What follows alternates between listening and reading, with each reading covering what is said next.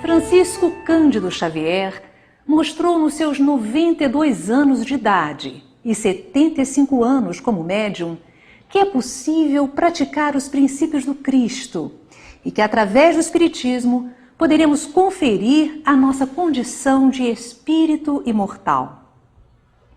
Como foi a vida desse que se dispôs a seguir o Cristo incondicionalmente? Que revelações pode-se saber sobre os caminhos luminosos trilhados pelo médium de Pedro Leopoldo e Uberaba, nas Minas Gerais? Encontra-se aqui Arnaldo Rocha para abrir as comportas das recordações e nos contar experiências de 50 anos ao lado de Chico Xavier. Arnaldo, seja bem-vindo ao nosso programa. Muito obrigado, minha filha. Você foi muito amigo de Chico Xavier, é amigo de Chico, né? Um confidente. Como foi o seu encontro primeiro com o Chico? Olha, eu vou lhe ser sincero. Eu me casei com 24 anos, com 26 anos. Eu fiquei viúvo. Vivemos 27 meses. Eu era ateu e materialista. Então, a morte do bebê me abalou muito. Era um Krakatoa estourando na minha cabeça toda hora. Não acreditava em coisa alguma, foi enterrada lá no Bonfim, no cemitério do Bonfim. Eu nunca tive a ideia de passar por lá. Para mim, morreu, acabou. Eu era materialista. Bom, ocorre que ela faleceu no dia 1º de outubro de 46. Quando eu voltava do serviço à noite, eu tinha o hábito de andar. Sempre gostei muito de fazer pedestrismo. Andava, ia andar na Praça Raul Soares. Eu estou andando, caiu um temporal. Aí eu me lembrei que meu irmão, a 2 quarteirões da praça, morava na rua Timbiras. Então caminhei para lá, já muito molhado mesmo. O temporal não era forte, bem forte. A hora que eu bati, que eles abriram a porta, minha cunhada veio me atender. Na primeira sala de entrada, eu vi que eles iam fazer reunião espírita. Então o povo sentado, pessoa lendo o Evangelho, a outra fazendo leitura. Eu, na minha maneira, falei, que buraco, que besteira que eu vim fazer. Eu vou voltar para casa que eu não vou ver essa bobagem aqui. A minha família, meus irmãos, todos eram espíritas. Minha mãe, apesar de se intitular com sinceridade católica apostólica romana, ela via e dialogava com os espíritos como nós estamos aqui. Eu sempre achava que ela era levemente lelé da cuca, como meus irmãos também. Bom, aí eu entro. Começa a reunião, lê as preces, apaga a luz. Uma média sentada assim na posição aqui nesse meio e eu aqui no canto. Uma senhora idosa, mais de 60 anos, com mais de 40 anos de Brasil. Eu olhei aqui, levantei, olhei a cara da dona Eli, com 2 tapas na cara, acabava com isso. Para mim, aquilo era, desculpa, fantasia. Aí meu irmão levanta-se lá da ponta da mesa, da outra vez, conversando com aquela criatura. E eu me empolguei e ouvi, falei, eu não sabia que o mundo tinha uma cultura tão bonita, palavra agradável, suave. Aí eu fui olhar para aquela criatura, ela estava parada e calma. Bom, aí a criatura falou. Posteriormente, eu fiquei sabendo que o mano estava num transe mediúnico, que quem falava era o Dr. Cornélio, amigo espiritual, médico, muito amigo da família. Aí fez um silêncio. Eu falei, bom, a bobagem já acabou. Olhava lá para fora, o temporal está caindo. Aí o Dr. Cornélio pergunta se gostaria de se dirigir a alguém. Durante o período que minha mãe estava doente, ela passou a me chamar de Sozinho. Ela ia para casa, a avó dela ia chamá-la, ela ia levá-la, e eu ia ficar sozinho. E me metia um erro de pronúncia. Em vez de falar realmente, ela dizia realmente. E não adiantava corrigir, não, que ela, realmente você está certo. Então, eu ouvi e para mim foi um choque tremendo. Através de uma senhora idosa, que falava mal português, velha, uma mulher de 60 anos, já tem a voz casta, cansada. Ainda mais italiano, que é um povo que trabalha feito doido, né? Aí eu vi a vozinha bonitinha, linda, a voz argentina de Meimei. Realmente eu gostaria, mas meu sozinho não vai entender. Aí eu levantei e fui olhar a cara da médium. Eu sabia lá o que era transfiguração. E a médium, a Meimei tinha desencarnado fazia poucos dias. Ela faleceu no dia 1º de outubro, e você foi no dia 11 de outubro. O rosto da senhora estava lisinho, feito o seu. Eu falei, nossa senhora. Mas então, Arnaldo, você era ateu, materialista, teve um primeiro contato numa reunião mediúnica com a Meimei, a Irma de Castro Rocha, sua esposa, e agora, de repente, você dá um esbarrão no Chico. Como foi isso? Logo em seguida, dias depois? Bom, acontece que eu comecei, após a manifestação primeiro, passei a conversar com meus irmãos sobre doutrina espírita, comecei a estudar o Livro dos Espíritos. Aí no dia 22 eu subia a Avenida Santos Dumont, tinha mania de andar correndo, andava muito depressa, esbarrei com um homem que descia vir em sentido inverso. Eu dei um esbarrão tão bem educado no homem que quase que eu joguei no chão. Caiu o chapéu para ele, você imagina, caiu a bolsa que ele carregava, a pasta. Eu fui apanhar aquilo para entregar, e a hora que eu olho para a criatura, nessa época ele ainda era muito cabeludo, viu? Eu falei, gente, esse é o seu Chico Xavier, por causa de uma reportagem da revista Cruzeiro. Aí eu senti uma vergonha medonha daquilo que eu fiz. Entregando material, eu queria pedir um homem desculpa para ele me perdoar, mas eu me emocionei tanto que eu desandei a chorar. Ele aí passou a mão no meu rosto, carinhosamente. Falava, oh, meu Naldinho, como é que vai? Você tá bom? Eu sabia não o que era um clarividente, estava começando a ler doutrina espírita, não tinha ainda lido o Livro dos Médiuns, sei lá o que era clarividente. Ele falou, não, perguntou, me mostra o retratinho da nossa princesinha que você tem na carteira. Eu falei, que isso? E vocês nunca tinham se visto? Eu vi o homem pela primeira vez. Ele falou, pois é, meu filho, hoje, 22 de outubro, né? A nossa Meimei, a nossa princesinha, faria 24 anos. Isso para mim era uma estoura, uma coisa estranha. O homem nunca me viu, como é que ele vai falar sobre mim, sobre Meimei, que era aniversário dela? Eu falei, os espíritas são doidos. Era o que estava na minha cabeça. Né? Aí ele nos perguntou se o Mano ainda tinha uma loja, uma livraria na Rua Espírito Santo. Eu falei, vamos lá. A hora que nós chegamos, eu e o senhor Chico, como eu falava, foi uma honra papel, o Mano ficou cheio de alegria, os funcionários, uns 2 ou 3 que eram espíritas. Aí o Mano tratou de conversar com os funcionários, fomos para casa. Chegando em casa, a Luísa, a minha cunhada, ficou toda alegre, começou a conversar com o Chico, ligou para os 2 irmãos, o Antônio e o Orlando, e eles foram para lá e fizeram uma reunião. Aí eu sentei, fizeram a prece, olho para Chico, ele era novo, devia ter o quê? Em 44 ele devia estar com 34 anos. 46, 36 anos. Roxinhozinho, bonitinho. Eu olhei e falei, gente, parece que tem uma máscara de mulher nessa cara. Aí ela começou a falar. Falei, gente, isso é Meimei. Aí eu perdi a estribeira, gritei. Aí a Luísa, minha cunhada, falou, Arnaldo, fica quieto, perturba não. Aí Meimei começou a conversar, foi contando sobre a nossa vida, como ela foi recebida no plano espiritual, o carinho com que ela foi recebida, e que eu sou tratado aqui como uma princesa. Eu havia começado ali uns 2 ou 3 dias antes, o Nosso Lar. Eu falei, ô Meimei, essa história de Nosso Lar é verdade? Eu falei, eu já fui lá passear 2 vezes, mas eu estou morando numa outra colônia. E foi contando para nós. Nosso Lar, uma colônia espiritual.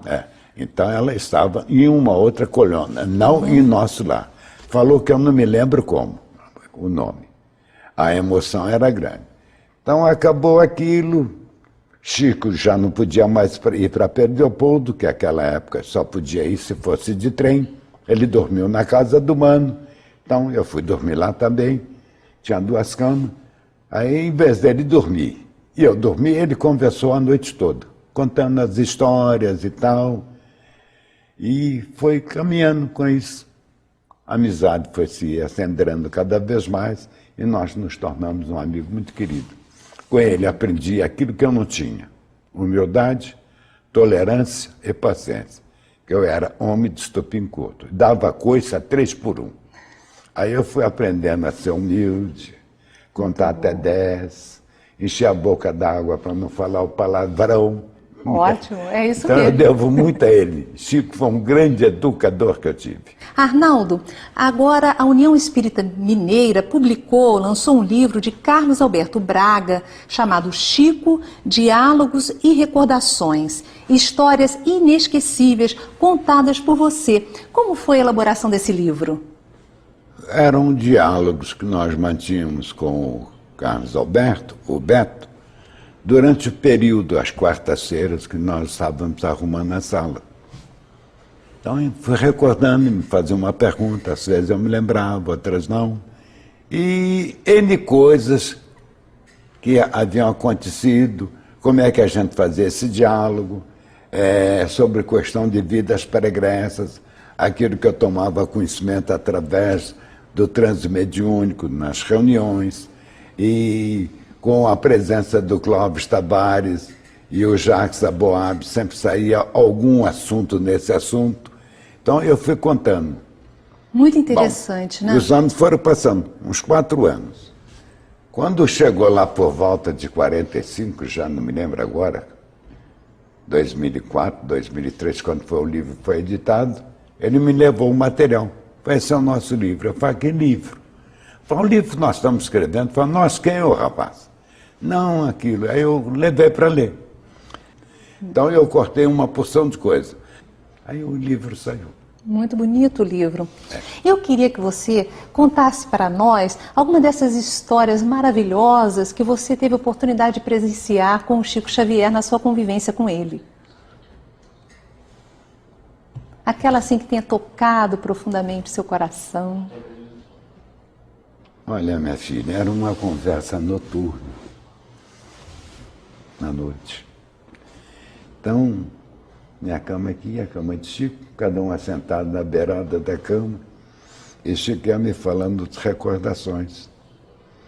Então eu comentava um assunto com ele. Ele falou assim: você foi despertado seu interesse em ler esse livro, que em tal época, assim, assim, você é a personalidade. E durante anos eu tive um sonho, eu sonhava um sonho recorrente, eu saindo de um lugar a cavalo à noite, que eu fiquei sabendo que o lugar era Madrid, eu ia visitar um castelo distante naquela época. Hoje a cidade cresceu uns 8 quilômetros, que era para encontrar com Filipe II. Então eu fiquei sabendo quem era a pessoa que ia conversar com Filipe II e por quê. Aí Chico foi entrando em detalhes, foi contando essa história toda. De vez em quando ele interrompia o campo das suas recordações e falava assim: o espírito de Emmanuel está nos recordando e falando isso assim e assim. Complementava ou modificava aquilo que ele havia dito. Então, o espírito Emmanuel estava sempre junto de Chico, sempre dando orientações através dele? Constante e permanentemente. Desde quando ele, meninote de 5 anos, conversava com a mãe Maria João de Deus, e em 31, quando apareceu Emmanuel pela primeira vez, que teve um diálogo admirável, seríssimo, que Emmanuel disse para ele que tudo, a mediunidade tinha que ser exercida com disciplina, disciplina, disciplina. A presença de Emmanuel é constante e permanente na vida de Chico. Só vou lhe contar uma história. Nós tínhamos uma amizade muito bonita, ele também frequentava uma casa de uma determinada pessoa. Com o transcurso do tempo, eu fui vendo um jogo de interesse desse pessoal quando Chico ia lá. Aí eu falei: Augusto Zura, você está servindo de isca, meu filho, expressão que eu usei. Ele falou, não, minha filha, é uma amizade muito bonita, muito sincera, com a gostosura. Você está servindo disca.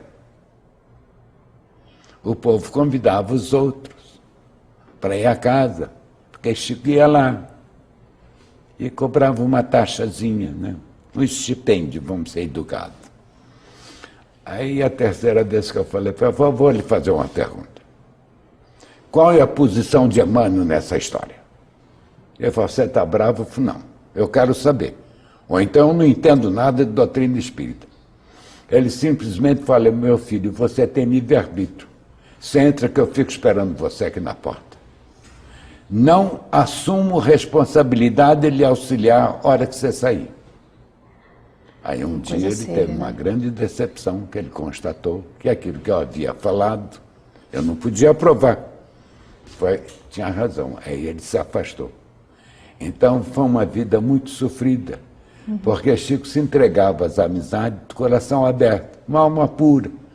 Eu vou falar para você, Chico às vezes era de uma inocência que me irritava. Outras vezes ela era de uma perspicácia impressionante. Então, mas ele se deixava levar muito pelo sentimento de carinho, de ternura e de amizade. Uma vez eu falei, Augusto Usura, eu vou lhe falar uma coisa. Você precisa aprender a falar uma coisa que Paulo de Tarso disse, sim, não, não. Eu falo, às vezes eu quero falar não, mas a boca está acostumada a falar assim. Como é que vai corrigir uma pessoa assim? Era o natural dele, uma alma pura, boa, carinhosa, terna. Aí eu perguntei uma coisa a ele. Gozado, né, que eu vim me lembrar disso. Uma rainha de Portugal, que é santa, me esqueci o nome dela. Chico fazia referência a ela muito bonita. Realmente foi uma mulher impressionante. Casada com um português, o rei, que era um sujeito estúpido, ignorante, que era comum, esse povo lá naquela época, até analfabeto eles eram. E ela tinha um sentimento de piedade, uma caridade muito grande. E quando o rei se ausentava do palácio, ela enchia a roupa de pão, de alimento, e ia distribuir para os pobres. Então encontrou com o marido atrevidamente perguntou o que ela estava fazendo com aquilo. Ele falou, não, vou colher rosas para você, minha amada. Era pão que estava lá dentro. E a hora que ela abre a roupa, caiu lá aquele pão todo. Então Chico tinha uma verdadeira admiração. Eu falei, como é que você vê Isabel, não? Como é que chama essa Isabel. Gente? É Isabel. E como você? Olha, Arnaldo, ela é uma mulher tão linda. Quando ela chega, antes que eu perceba a presença dela, a minha alma tem vontade de ajoelhar-se de alegria. Aí você vê a beleza de sentimento de Chico, nessa expressão. Então ela me aconselhava muito. Eu estava começando com as tarefas da psicografia, tinha 22 anos. As dificuldades inerentes da minha alma com o meu corpo, ela vinha, me pacificava. Aí eu fiz uma pergunta meio estranha. Quem me ajudava mais nesse período? Emmanuel ainda não havia aparecido, não. Ainda não chegamos em 31, não. A Maria João de Deus, ela. Olha, eu fico na dúvida. Mas ela fala mais no meu coração.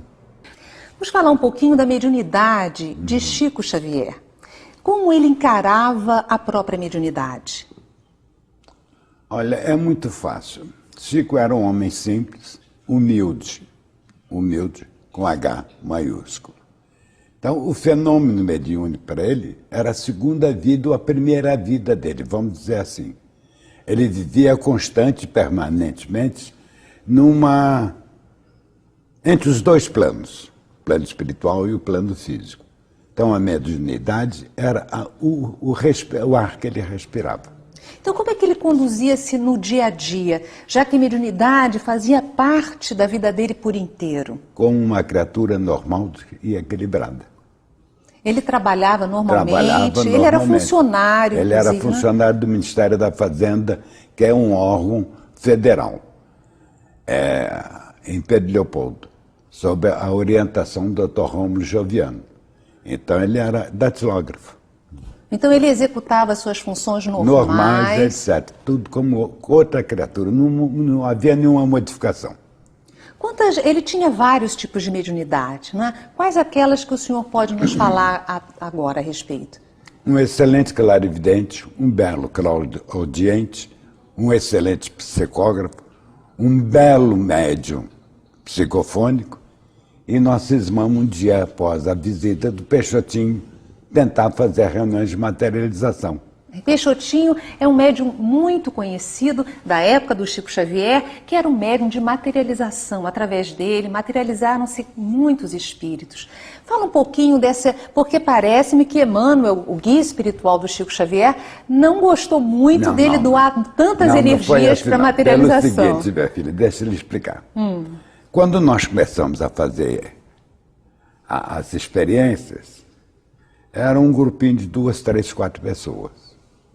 As materializações não eram luminosas e nem sempre havia uma total materialização. Era somente o rosto e aquele fluido normal ectoplasmático. Com o tempo, e elas eram escuras, tinha que acender uma luzinha.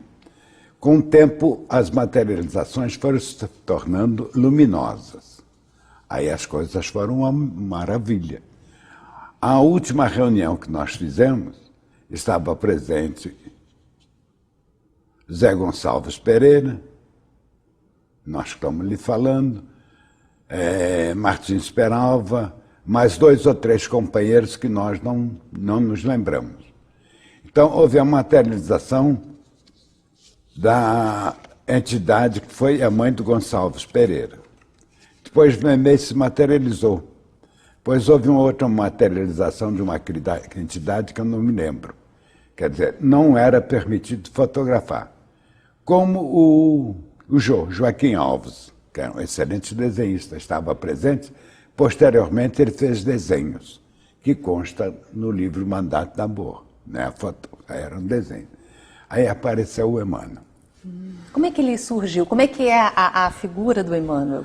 A figura do Emmanuel é um homem que devia ter 1,90 m mais ou menos, com aquela roupa romana, e postou-se exatamente no meio da porta. Então eu calculo que devia ser um homem de 1,90 m, que as portas geralmente têm 2 metros de altura, e faltava pouca coisa para a cabeça dele esbarrar. Ele olhou-nos, saudou-nos, a palavra dele é calma, tranquila, suave e enérgica. Olhou para todos nós e falou algo que nos chocou profundamente, que a tarefa que estava se fazendo ali era de um jardim doméstico, para poucas pessoas. Não iria acrescentar nada. Que a função basilar, primordial do médium, era o livro, que o livro educa. Aí ele levanta as mãos falando, e apareceu, não estava, na mão dele um archote super luminoso, uma coisa linda. E o peito era uma galáxia luminosa de luz, multicoloridas. Ele fez o hiato, após ter falado, que a função do médium, a mediunidade, era o livro para educar, e aconselhamos que sejam interrompidas. Voltou. Desapareceu da nossa vista e nunca mais se fez reunião de materialização.